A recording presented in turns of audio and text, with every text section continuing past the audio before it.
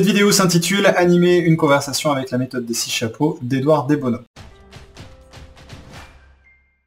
Bonjour, dans cette nouvelle vidéo, je vous présente la méthode des 6 chapeaux d'Edouard Desbonneaux, bien utile pour animer une conversation, faciliter un dialogue avec plusieurs personnes.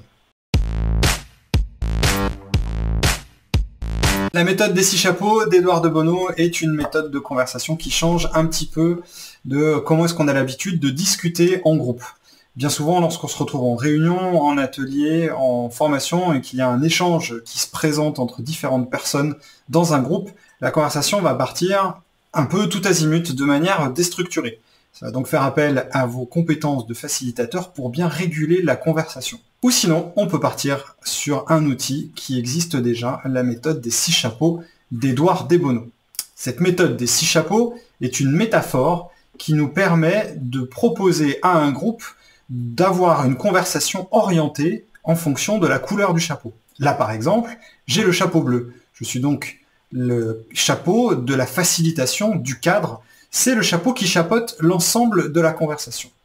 C'est un chapeau qu'on va proposer au début et à la fin. Ce qu'il faut bien comprendre, c'est qu'en tant que facilitateur, en tant qu'animateur, c'est moi qui propose à quel moment on passe et on change de chapeau. À partir du moment où on est dans la couleur d'un chapeau, eh bien on essaye d'organiser, d'orienter notre conversation et nos pensées en fonction exclusivement de la couleur de ce chapeau.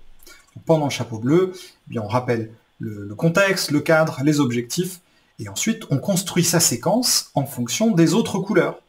On choisit entre le blanc, le noir, le jaune, le vert ou le rouge. Commençons par exemple par le chapeau blanc. Là, je viens de passer en chapeau blanc. C'est le chapeau des faits, le chapeau de l'objectivité. On essaye à ce moment-là, tous ensemble, d'avoir une discussion rationnelle, ce qui interroge évidemment sur qu'est-ce que la vérité, qu'est-ce qu'un fait. Un fait va être quelque chose de tangible, d'objectif, qui peut être critiquable mais incontestable, c'est-à-dire qu'il a forcément eu lieu.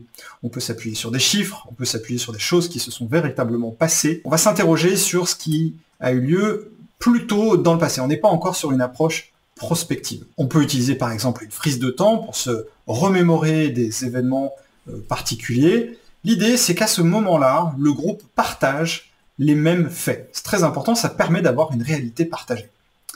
À partir de cette réalité partagée, on peut par exemple enchaîner sur le chapeau noir. Le chapeau noir est un chapeau que nous portons tous et c'est un chapeau dans lequel on va pouvoir avoir une pensée critique, négative. On va pouvoir véritablement regarder tout ce qui est sombre, noir. C'est un chapeau un peu difficile qui nécessite d'être prudent pour ne pas tomber dans la caricature, de ne pas tomber aussi dans quelque chose de trop sombre qui pourrait être mal vécu émotionnellement par un certain nombre de personnes. C'est vraiment un moment de décharge. Lorsque nous sommes dans le chapeau noir, eh bien, toute pensée positive est interdite. Donc les personnalités qui pourraient avoir envie de balancer les propos négatifs, eh bien, en tant que facilitateur, on est invité à recadrer pour être exclusivement négatif et tourner vers la critique. Cette critique, on pourra la recenser, on sera prudent à ce que cette critique ne soit pas orientée vers les personnes, tout dépend des règles que vous avez fixées dans votre cadre, mais attention à ce que on soit sur la critique, par exemple, des faits. Attention à ne pas rester trop longtemps dans ce chapeau noir pour ne pas enterrer la conversation dans quelque chose de simplement dur, difficile et qui soit mal vécu par les personnes. On peut contrebalancer ce chapeau noir avec, par exemple, un chapeau jaune. Le chapeau jaune, c'est le chapeau de l'esprit positif. Par exemple, on peut poser la question, par rapport même aux événements que nous avons vus lors du chapeau blanc, qu'est-ce qui est positif? Et d'orienter exclusivement la pensée de tous, exclusivement avec des éléments positifs. C'est pas forcément un chapeau évident. Dans certaines cultures, je vais parler pour celle que je maîtrise le mieux, c'est-à-dire la culture française, en tout cas dans les groupes dans lesquels j'interviens, certains groupes peuvent avoir du mal à exprimer quelque chose de positif. On prend le temps d'aborder chacun des éléments. On peut d'ailleurs retrouver les mêmes éléments dans le chapeau noir et dans le chapeau jaune. On essaiera cependant d'inviter les gens à développer pourquoi est-ce qu'ils sont négatifs dans un cas et pourquoi est-ce qu'ils sont positifs dans l'autre. C'est vraiment important qu'à ce moment-là, de la même manière, on évite toute critique, toute objection. On est dans le chapeau jaune tous ensemble, et donc on oriente la conversation exclusivement autour du positif. Après avoir vu le chapeau blanc, le chapeau noir, le chapeau jaune, on pourrait par exemple passer au chapeau rouge. Le chapeau rouge, c'est le chapeau de l'émotion. Là, on invite chacun et chacune uniquement à partager ce qu'il ressent. Ça peut être à l'instant T, ça peut être par rapport à ce qui a été entendu. En tout cas, on est sur quelque chose de très subjectif, lié à soi et exclusivement à ses propres émotions. Nos propres émotions sont donc vraies, il ne s'agit pas de critiquer ou d'objecter sur des émotions qui sont partagées. Lorsqu'on est en chapeau rouge, on est invité à partager ses émotions. On peut aussi se dire qu'il n'y a pas d'obligation nécessairement. Pour des personnes qui auraient du mal à partager leurs émotions parce que le sujet est un petit peu trop compliqué, eh bien on veillera à ne pas les forcer et donc à toujours garantir leur sécurité psychologique et émotionnelle. Dernier chapeau, le chapeau vert. Là, il s'agit de mettre la pensée collective dans une logique constructive, c'est-à-dire tourner vers le futur. Que faisons-nous de tout ça? Que faisons-nous de nos émotions? Des éléments positifs, des éléments négatifs, des éléments factuels? Qu'est-ce que ça nous invite à créer comme plan d'action? Ce temps-là, ce chapeau vert est uniquement tourné vers la proposition.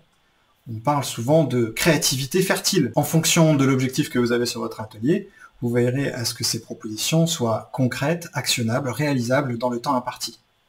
Attention, pour terminer une séquence, on partira évidemment sur un chapeau bleu.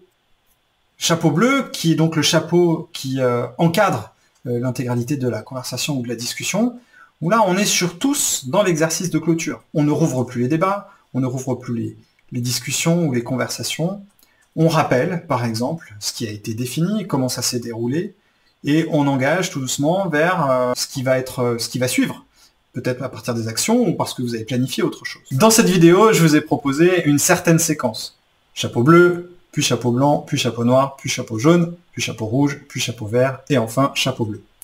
Vous avez compris, j'espère qu'on peut réordonner l'ordre des chapeaux. On peut d'ailleurs imaginer une séquence où on ouvrirait d'abord par un chapeau toujours bleu, parce que ça c'est le chapeau du cadre, mais ensuite on ouvrirait tout de suite avec un chapeau rouge, pour avoir tout de suite une purge émotionnelle, pour savoir comment va le groupe, puis enchaîner sur un chapeau jaune, parce qu'on a envie de commencer par quelque chose de positif, peut-être un chapeau vert, parce qu'on a envie tout de suite d'être dans la construction, et si on a envie d'avoir un regard critique, se dire, bah tiens, on va enchaîner sur un chapeau noir pour savoir ce qui peut être peut-être moins intéressant dans ce qu'on vient de se proposer.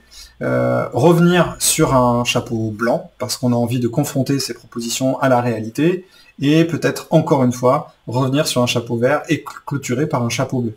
Donc vous voyez que les couleurs sont des séquences conversationnelles qui vont nous aider à construire un petit peu comme des Lego. On va construire des structures d'atelier qui vont être différentes à chaque fois. En conclusion, la méthode des 6 chapeaux d'Edouard Desbonneaux est une méthode de conversation que vous pouvez proposer n'importe quand, à n'importe quel groupe, dès lors que vous souhaitez réguler une conversation. Il est important de bien insister sur la règle que tout le groupe porte la même couleur du chapeau, et vous verrez que ça va changer radicalement la teneur des conversations, ça va la réguler, ça va la structurer, ça va amener un groupe à voir uniquement ce qui est important, fertile, utile pour son fonctionnement de maintenant et à venir. Si vous aussi vous avez expérimenté cette méthode dans des ateliers, laissez un commentaire dans cette vidéo. Si vous avez des questions sur le mode de fonctionnement de la méthode des 6 chapeaux, je vous invite à me les envoyer sur romain@supertilt.fr. Vous pouvez également lire ce bouquin, voilà, tout est dedans, c'est tout simple à comprendre. La méthode des 6 chapeaux, ça peut durer quelques minutes, quelques heures, voire quelques jours. Je m'en sers énormément pour construire mes ateliers, animer des rétrospectives, des temps d'amélioration collectif, pour être bien sûr qu'on passe par toutes les étapes et qu'on n'oublie rien. Merci et à bientôt pour une prochaine vidéo.